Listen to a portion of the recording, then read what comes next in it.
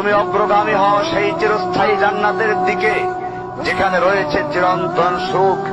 যা মন চাইবে তাই পাবে, যা আদেশ করবে তাই দেওয়া হবে। জেনে রেখো, দুনিয়ার চাওয়া পাওয়ার পূর্ণতার স্থান নয়, দুনিয়ার চাওয়া পাওয়ার পূর্ণতার স্থান নয়, দুনিয়ার চাওয়া পাওয়ার পূর্ণতার স্থান নয়।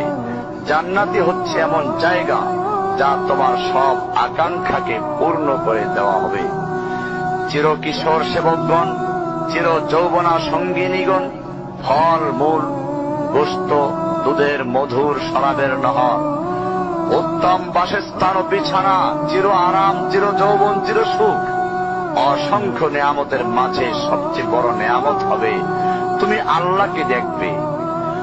শুধু তোমাকে এটা বলাই যথেষ্ট মনে করছি, সবচেয়ে কম মর্যাদার যে জান্নাত লাভ করবে তা হবে দুনিয়ার 10টির সমান।